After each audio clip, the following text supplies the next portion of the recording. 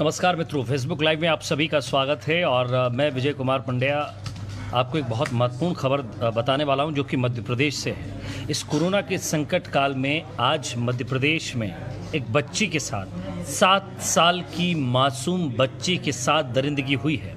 जी हाँ, वो 7 साल की मासूम बच्ची के साथ जो दरिंदगी हुई है, ज़रा उसको सुनिए। आपकी रूह कांप जाएगी, आपका दिल पसीज जाएगा और कम से कम उन दरिंदों को आप फांसी से कम की सज़ा दिलाने के लिए मांग ज़रूर करेंगे।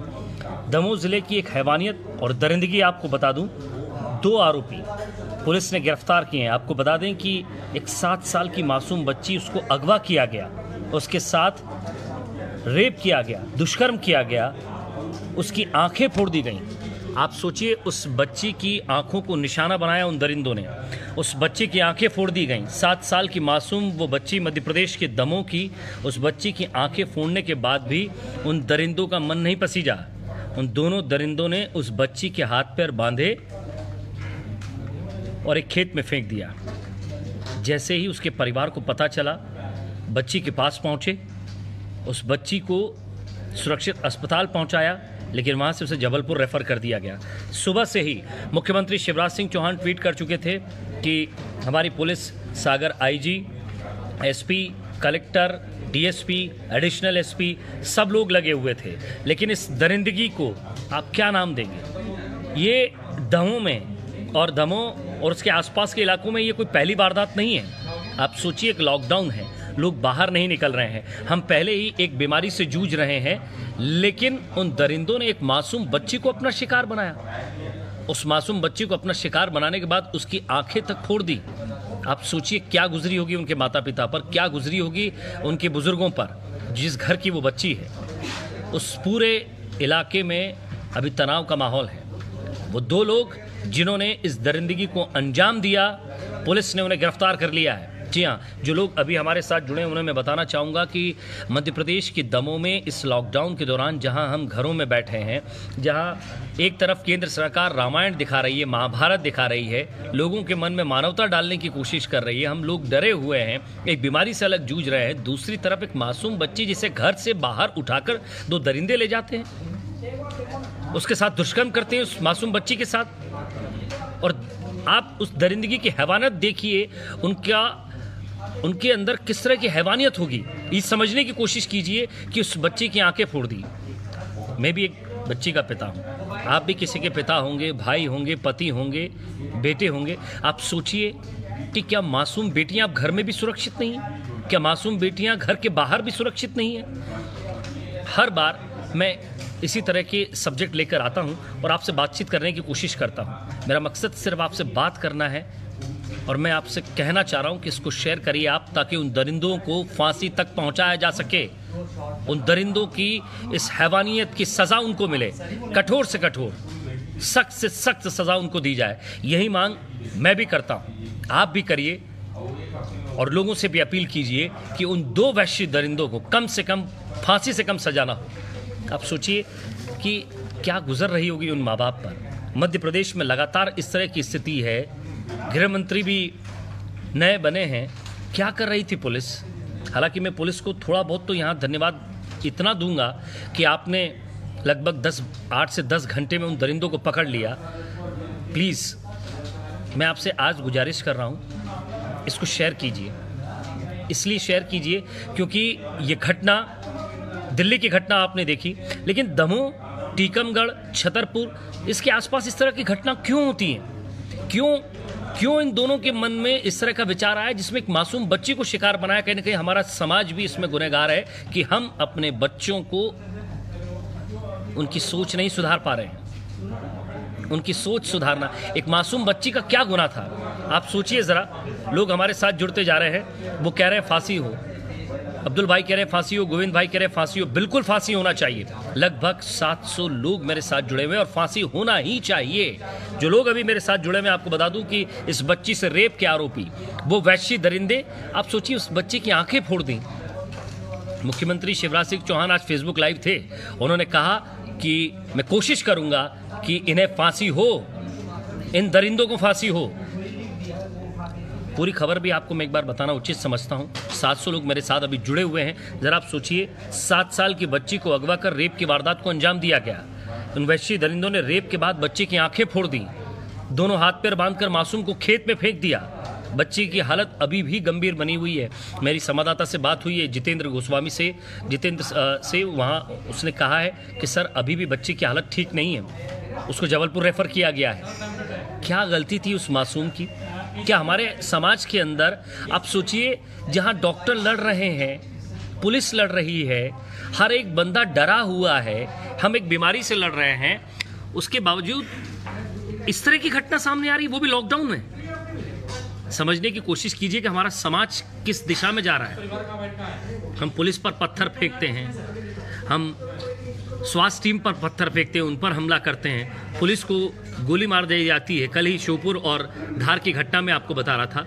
मेरा आपसे जुड़ने का यही मकसद है। गौतम साहब कह रहे हैं फांसी हो, प्रेमचंद कह रहे हैं फांसी हो, इंदू कह रही है बिल्कुल फांसी हो। बिल्कुल होना चाहिए, इन दरिंदों को फांसी होना ही चाहिए, क्योंकि इन्हीं समाज के दरिंदों ने इस समाज को बदनाम कर रखा है। घर से बच्चियां निकलती हैं, वो 10 बार डरी हुई रहती हैं। रात में 9 बजे के बाद बच्चियां बाहर नहीं निकल सकती। आप मेरे भी मन की पीड़ा समझिए कि हम न्यूज़ में काम करते हैं, हमारे यहाँ भी लड़कियाँ काम करती हैं, मैं भी बच्ची का पिता हूँ। आप सोचिए मेरे अंदर कितना डर आ गया होगा। मैं अपने बच्चों से दूर रहता हूँ, मैं अपनी बच्चियों से दूर रहता हूँ। आप सोचिए कि क्या दुश्मनी हो सकती है किसी की। 7 साल की मासूम बच्ची की किसी से क्या दुश्मनी हो सकती है? उसके साथ हैवानियत भरी हरकत को अंजाम देते हैं, उसकी आंखें फोड़ देते हैं और पुलिस ढूंढती रहती है उनको। 8-9 घंटे बाद उनका पता चलता है। इससे ये पता चलता है कि पुलिस भी लॉकडाउन में, उसका कोई भी बस नहीं चल रहा है। लॉकडाउन किस तरह का लॉकडाउन, सोचिए आप। शेयर कीजिए इसको, मेरा हाथ जोड़ के निवेदन है आपको, कम से कम इस खबर को शेयर कीजिए ताकि इस भारत का हर एक बंदा ये जान सके कि लॉकडाउन में उस हरकत को करने वाले वो 2 वहशी दरिंदे कौन हैं। उनका वीडियो भी मैं अभी पोस्ट करूंगा। इस बच्चे के साथ न्याय होना चाहिए। मेरा मकसद यही है कि ये खबर इतनी फैले कि इस बच्चे के साथ न्याय हो, दमों के उन दरिंदों को सज़ा हो, फांसी की सज़ा हो। न्यायालय से यही मांग करेंगे, पुलिस से यही मांग करेंगे कि ऐसी चार्जशीट बनाई जाए इनके खिलाफ, ऐसी फाइल तैयार की जाए इनके खिलाफ कि उस मासूम बच्ची की आंखें फोड़ने वाले इन दरिंदों को फांसी हो। क्या सोचते हैं आप? घर से आपकी बच्चियां बाहर निकलती तो आप सोच सकते हैं सुरक्षित हैं। सुरक्षित नहीं है साहब। बड़ा मन पसीजता होगा जो माता पिता हैं। सुनीता जी कह रही हैं कि फांसी हो। बिल्कुल सुनीता जी। एमडी जकी साहब कह रहे हैं फांसी होनी चाहिए, बिल्कुल होना चाहिए। और इसमें कोई धर्म नहीं है। हम लगातार अगर किसी खबर को लेकर बात करते हैं कि विशेष धर्म के लोग हैं, इस धर्म के लोग हैं, ये तो उन्हीं के गांव के लोग हैं, उन्हीं के पड़ोस के लोग हैं। दीजिए इनको सजा, दीजिए साहब। आगे आइए, बढ़िए, इस खबर को शेयर कीजिए और इतना शेयर कीजिए कि इस भारत के हर एक कोने तक ये खबर फैले कि आखिर इस दमों में कितने दरिंदे। सतीश बंजारा साहब हंस रहे हैं, आप शर्म आनी चाहिए सतीश जी आपको। आप जो मोनो बनाकर भेज रहे हैं ना, इस पर शर्म आनी चाहिए आपको। डूब मर जाना चाहिए कहीं जाके आपको। सर हम बात कर रहे हैं तो एक जो है कार्टून बना के भेज रहा है, उसमें हंसी का, ये हंसी की बात है। आप सोच लीजिए कि आप और हमारे बीच कैसे लोग हैं, ये भी इससे पता चलता है। ये भी इससे पता चलता है कि किस तरह के लोग हैं इस समाज में। क्योंकि हम तब तक डरे हुए नहीं रहते ना, क्योंकि हमारे साथ कोई घटना नहीं हुई रहती है, हमारे आसपास कोई घटना नहीं होती है, तब तक हम सोचते हैं हमारा तो कुछ नहीं हो सकता। ना तो हमें कोरोना हो सकता है, ना हम लॉकडाउन में कहीं बाहर आ जा सकते तो हमें कोई पकड़ सकता है, ना हमारे बच्चे को कोई हो सकता है, हमारे बच्चे सुरक्षित हैं। सोचिए साहब, ये समाज के अंदर के ही वो लोग हैं। ये कोई बाहर चाइना से या पाकिस्तान से आए हुए लोग नहीं हैं। ये आप ही के घर के, आप ही के आसपास के लोग हैं जिनके दिमाग में इस तरह की हैवानियत भरी हुई है। और ये हैवानियत तब तक रहेगी जब तक इस तरह के लोग समाज में जीवित रहेंगे। इस तरह की सोच को मिटाना होगा, इस तरह के लोगों को ज़रूर मिटाना होगा। मैं खुद कहता हूँ फांसी होना चाहिए। और जब इस पूरी खबर में मैं बना रहूँगा, जब जब इसकी फाइल आएगी बाहर, जब जब ये खबर आएगी दमों से, मैं तब तक आपको अपडेट दूंगा और मैं तब तक इसके लिए लड़ता रहूँगा जब तक इस बच्ची के दरिंदों को फांसी नहीं हो जाती। अमन दुबे साहब कह रहे हैं चौराहे पर फांसी हो। वाकई हम जब भी, ये कोई पहली घटना नहीं है अमन भाई। पंडित रुपेश शर्मा साहब कह रहे हैं इस मुद्दे को छोड़िए नहीं, हम सदैव आपके साथ खड़े हैं। मेरा आप सब से यही निवेदन है, आप सिर्फ इतना सा साथ दीजिए कि इसे शेयर कीजिए। इस भारत के अंदर, मध्य प्रदेश के अंदर आप जहाँ से भी जुड़े हो, जो व्यक्ति जिस जिस जगह से जुड़ा है, प्लीज़ शेयर कीजिए इसको, और इतना शेयर कीजिए कि भारत के हर एक कोने तक ये खबर फैले, लोगों को पता पड़े कि लॉकडाउन चल रहा है, लोग एक बीमारी से लड़ रहे हैं, जूझ रहे हैं, पुलिस मर रही है, डॉक्टर मर रहे हैं, लेकिन ये दरिंदे बाहर निकलकर एक 7 साल की मासूम बच्ची के साथ रेप करते हैं। रेप करने के बाद उसकी आंखें फोड़ देते हैं। क्या सोच है हमारे समाज की? कहाँ जा रहे हैं हम लोग? ज़रा सोचने की कोशिश कीजिए।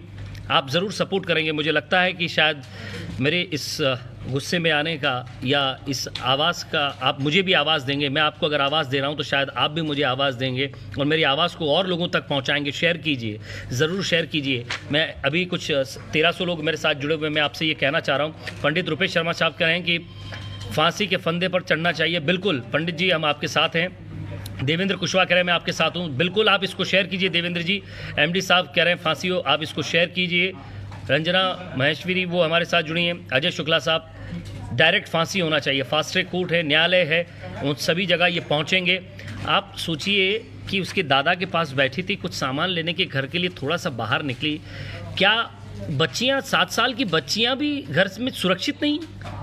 आप सोचिए कि जिनके बच्चे बाहर पढ़ रहे होंगे, जो लॉकडाउन में बाहर हैं, जो अभी तक घर नहीं आ पाए हैं, सोचिए उन माँ बाप की क्या हालत होती होगी, वो क्या सोचते होंगे।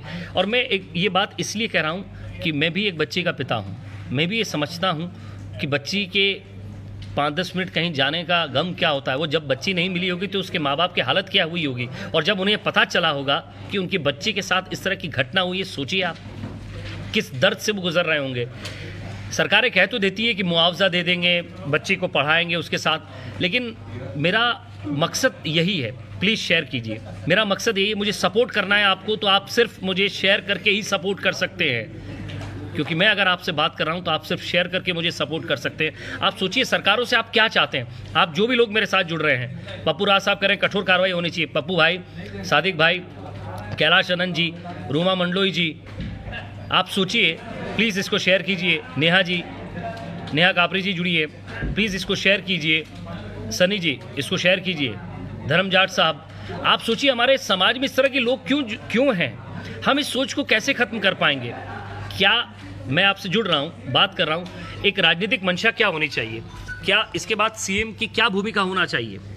हमारे विधायक की, हमारे सांसद की क्या भूमिका होनी चाहिए? क्या वो आए, हाथ जोड़कर वोट ले जाएं और कहें कि नहीं आपके साथ अभी भी हम जिस दशक में जी रहे हैं, बिजली पानी का ही संकट रहेगा, हम अपनों को नहीं बचा पा रहे हैं?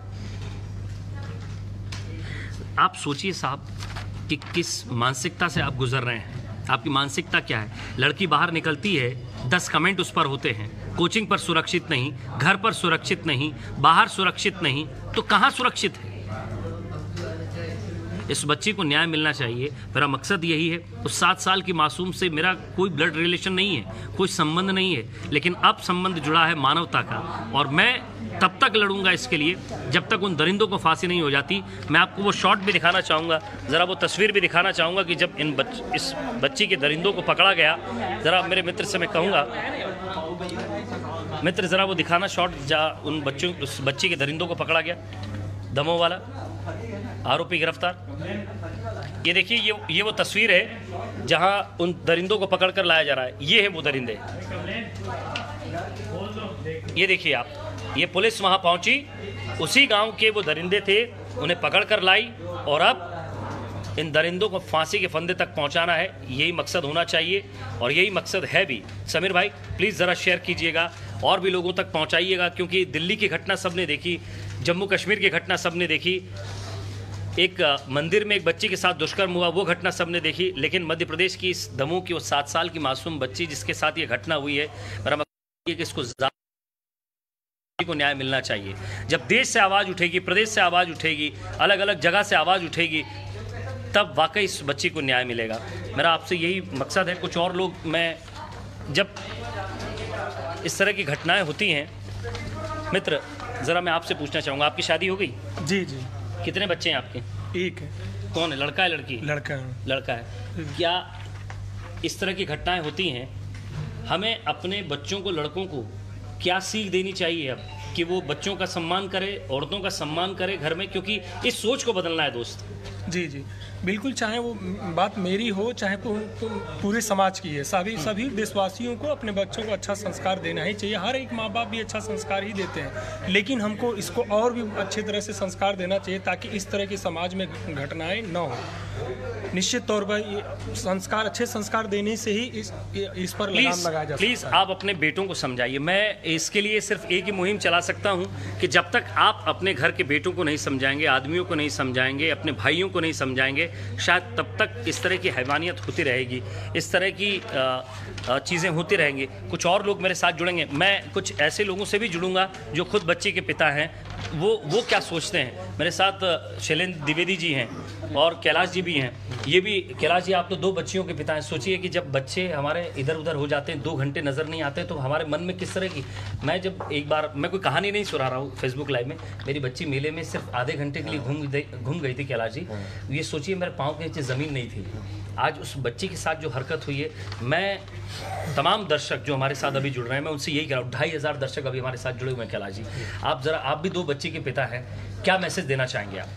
बिल्कुल, इस देश की इस गंभीर समस्या को मैं बिल्कुल दिल से फील करता हूं, और ये एक मानसिक विकृति है। हमें इस विकृति को संस्कारों से खत्म करना होगा। कानून तो है, कानून अपना काम करेंगे, लेकिन वाकई में चिंता का विषय है। मध्य प्रदेश के सीएम शिवराज सिंह चौहान ने, शायद मैं गलत नहीं हूं तो, बिल्कुल सही है, विधानसभा में कानून पास करके उसको भेज दिया है, राष्ट्रपति के पास लंबित है। बिल्कुल। और लोगों को ये सबक लेना चाहिए, निर्भया के गुनहगारों को फांसी हुई, तो जल्दी से इस तरह के बिल केंद्र सरकार इनिशिएटिव ले, राष्ट्रपति जी इनिशिएटिव ले, 7 साल और कड़ी सजा का प्रावधान हो। और इसके साथ ही शैलेंद्र भाई कुछ कह रहे हैं। शैलेंद्र भाई क्या कह रहे हैं? फांसी होने में 7 साल लग गए निर्भया गुनहगारों को। प्लीज शेयर कीजिएगा इसको। बच्चियों की चिंता की है ना, मेरी बेटी एक रूम से दूसरे रूम चल जाती है ना, तो आवाज नहीं आती, चिंता होने लगती है। बिल्कुल सही कहा आपने। साथ हुआ होगा, उनके दिल पे क्या गुजर रही है। 7 साल की मासूम बच्ची, उसकी किसी से क्या दुश्मनी हो सकती है? दुश्मनी। और ये जो पैरोकार होते हैं ना कि ये कपड़े पहनो हुए, ये इतने रात घूम रही थी, कहाँ है वो लोग? वो कहाँ है वो धर्म के ठेकेदार? कहाँ धर्म के ठेकेदार, धर्म के और संस्कृति के ठेकेदार। बिल्कुल। कैलाश जी आप कुछ बहुत मैं बोल रहा हूँ कि इस वहशी हरकत के खिलाफ जो फेसबुक पे इतने लोगों को जोड़कर आप जो ये करंट फैला रहे हो ना, ये करंट जारी रहना चाहिए। मेरी अपील है आप सभी से, आप इसको शेयर कीजिए। इन दरिंदों के खिलाफ हमें खड़े होना है, एकजुट होना है, ताकि इस दाग को हमको हिंदुस्तान से धोना है। हमारी संस्कृति ऐसी नहीं है, हमारी संस्कृति में नारियों का सम्मान होता है, हम देवियों की पूजा करते हैं। और हम आप सोचिए कि जब नवरात्र आती है तो नवरात्र में हम मासूम बच्चियों को ढूंढते हैं, उनके पैर धोते हैं, उनके पैर धोकर उनको भोजन कराते हैं। ये कैसे मासूम दरिंदों, कैसे ये दरिंदे मासूमों के साथ इस तरह की हरकत कर सकते हैं? कैलाश, देखिए इसके कई कारण होते हैं, लेकिन मेरा एक ही निवेदन है, जो भी लोग देख रहे हैं या शेयर करने के लिए, जितने भी ज़्यादा लोग हमारे इस लाइव को देख रहे हैं, एक ही निवेदन है कि आप शुरुआत से ही अपने बच्चों में ऐसे संस्कार पैदा करें कि वो नारियों का सम्मान करें, आदर करें, और इस तरह की विकृति उनमें उत्पन्न लेकिन ना डर हो। लगता है साहब, कैलाश जी, जब बच्चियां बाहर निकलती है ना तो डर लगता है। एक ऐसी एक बेटी हमारे साथ भी काम करती है, जरा उससे भी मैं पूछूंगा। नीलू बताइए जरा, आप जब ऑफिस आती है तो कई निगाहें आपको भी घूरती होंगी, घर तक जाते होंगे तो कई निगाहें आपको घूरती होंगी। हाँ, ये बात तो बिल्कुल सही है। जब हम सुनसान गलियों से हमें गुजरने से डर लगता है कि न जाने कितनी नज़रें हमें घूरती रहती हैं, हम बहुत इनसिक्योर फील करते हैं। क्या कभी ऐसा नहीं हो सकता कि हम घर से निकलें और हमें डर न लगे? क्या कभी बच्चे का क्या कसूर था? ये तो मैं समझ ही नहीं पाती हूँ कि कैसी मानसिकता है आप लोगों की, उन दरिंदों की कैसी मानसिकता है कि वो बच्चियों को भी नहीं छोड़ते। आखिर वो इंसान नहीं, वो हैवान है इंसान के रूप में। ऐसे इंसान को, ऐसे अपराधी को चौराहे पे फांसी देनी चाहिए। बिल्कुल, जिस तरह से एक बेटी ये भी थी जिसने फांसी की मांग की है, मैं आपसे भी यही कहूँगा कि इसको ज़्यादा से ज़्यादा शेयर कीजिए। फांसी होनी चाहिए उन दरिंदों को, और इस तरह जो हरकत करते हैं उन लोगों तक ये मेरा मैसेज है कि सुधर जाइए, वरना जब समाज खड़ा हो गया तब समाज आपको इस समाज में रहने के लिए लायक नहीं छोड़ेगा। और जब भीड़ तंत्र आता है ना, तो भीड़ तंत्र के हाथ में लाठियां होती हैं। हम हर बार कहते हैं कि भीड़ ने पीट दिया, भीड़ ने पीट दिया। ये भीड़ इतनी उकसाई हुई क्यों रहती है? वो जब इस तरह के कृत्य समाज में देखती है, जब इस तरह की चीज़ें समाज में देखती है, तब जाके भीड़ पागल होती है। एक बेटी से मैं और बातचीत करना चाहूँगा हमारे साथ। बेटा क्या नाम है आपका? मेरा नाम नाम श्वेता है, श्वेता वर्मा। श्वेता, कहाँ रहती हैं आप? सर मैं यहाँ से तिल्दा की रहने वाली हूँ, लेकिन मैं यहाँ पे जॉब की वजह से रायपुर में रह रही हूँ। डर लगता है रायपुर में कभी? बिल्कुल डर लगता है। मैं अकेली रहती हूँ, मेरी फैमिली पूरी बाहर रहती है और मेरे यहाँ रोज सुबह जब ऑफिस आने से पहले फोन आता है कि क्या है, ऑफिस का छुट्टी है। अभी कोरोना में भी ऐसा आया। अभी ये जब केस ऐसे सुनते हैं तो आप इनपुट में काम करती हैं, सबसे पहले ये खबर आपके पास आई होगी, बिल्कुल सुनकर दिल दहला होगा। बिल्कुल बिल्कुल, बहुत ऐसा है कि एकदम ऐसी कि दरिंदगी की हदें पार कर दी इन्होंने, कि ऐसा कि इंसानियत तो पूरे मार ही डाले हैं इन्होंने अपने अंदर की। आप सोचिए उस मासूम बच्ची की, उसकी आंखें फोड़ दी गई। मैं आपसे फिर कह रहा हूँ, इसको शेयर कीजिए, ज़्यादा से ज़्यादा शेयर कीजिए। लोग लगातार मेरे साथ जुड़ रहे हैं, बहुत बहुत शुक्रिया आप सभी का। मैं कुछ महत्वपूर्ण बात आप शैलेंद्र जी कह रहे थे वहाँ, उस समय मैं आपके पास ज़्यादा देर रुक नहीं पाया, मैं फिर कैलाश जी के पास भी जाऊँगा। नहीं, बात वही है कि हर माँ बाप को अपने बच्चे की चिंता होती है, चाहे वो कहीं भी रहे। लेकिन छोटी सी बच्ची किसी का क्या बिगाड़ सकती है? वो किसी का, अभी जब मेरे पास शब्द नहीं है। मेरी दो बेटियां हैं, मैं बहुत, आपकी खुद की दो बेटियां, आप सोचिए, बहुत आहत हूं मैं इस घटना से, बहुत ज़्यादा बताऊंगा। मेरे साथ कैलाश जी भी जुड़े थे, आप भी दो बच्चे के पिता हैं, कुछ बहुत मजबूत बात आप कह रहे थे। सुनिए, मैं रायपुर में जहाँ रहता हूँ ना, उस अपार्टमेंट का, उस कॉलोनी का नाम है वृंदावन गार्डन। सारे अच्छे लोग हैं, सब बढ़िया है। फिर भी जो देश और समाज में इस तरह की घटनाएं हमारे सामने आती है ना, आप सोचिए, मैं अपनी बच्ची को 10 बार समझा के भेजता हूँ कि बेटा जहाँ ज़्यादा भीड़ हो वहीं खेलना, साइड में अकेले नहीं जाना। तो ये चिंता मुझे और आप जैसे कई लोगों को बनी हुई है ना, और इसी समस्या का हमको समाधान करना है। जी जी, मेरे साथ सर भी जुड़े हैं। सर, मैं आपसे भी, आप भी बच्चे के पिता हैं। सर, जब इस तरह की खबरें सुनते हैं तो क्या मन में आता हो? डर बढ़ता होगा? डर भी बढ़ता है, आक्रोश भी होता है, और साथ में इस बात के लिए हम सोचने के लिए मजबूर हो जाते हैं कि किस दौर में जी रहे हैं हम। क्या ऐसे दौर में जब हम हर तरह से तरक्की करें जीवन के दूसरे स्तरों में, तो मानसिक तौर पर हम बीमार क्यों हो रहे हैं, रुग्ण क्यों हो रहे हैं? इतने बीमार, ये व्यक्तिगत बीमारी का लक्षण नहीं है, ये समाज जब बीमार होता है तब ये होता है। और ये क्यों होता है? जब इनइक्वलिटी बढ़ती है, विषमता बढ़ती है, समाज में खाई बढ़ती है, दो अलग अलग तबके पैदा होते हैं। 2600 लोग इस समय हमें देख रहे, सुन रहे, सब कह रहे हैं फांसी दो। ये इस बात का सबूत है कि कितना संवेदनाएं लोगों की किस तरह जुड़ती हैं ऐसी चीज़ों से, क्योंकि हम इसके साथ खुद को रिलेट करते हैं। हर बंदा अपने जीवन से, अपने आप से इस चीज़ को जोड़ के देखता है, और जो है उसके बाद जो है निर्णय करने की कोशिश करता है। जैसे एज अ फादर मैं निर्णय लूंगा, जैसे दूसरे लोग जुड़े हुए जो बोल रहे हैं। देखिए, सबकी भावनाएं जब ज्वार बन के उभरती है तो इसी तरह की बातें निकलती हैं सामने, और मुझे लगता है कि इस पर सिर्फ कानून से काम नहीं चलेगा। इसको लेके समाज में एक ऐसी स्थिति बनानी पड़ेगी कि जो अंदर से लोगों के मन में वो बात निकल कर है। सर, मैं माफ़ी चाहूँगा, मेरा 8:30 बजे इसी मुद्दे पे मैं आपसे लाइव मिलूंगा। लगभग 2 से 3 मिनट बाद मैं जा भी रहा हूँ स्टूडियो की तरफ, और लगातार मैं यही कोशिश कर रहा हूँ कि आप लोग जुड़ें, और जितने लोग जुड़े हैं इसको शेयर करें। 8:30 बजे इस पर मेरा विषय ही यही है कि उन दरिंदों को फांसी हो, और मैं जो कि कम फांसी हो, जब तक उन दरिंदों को फांसी नहीं होगी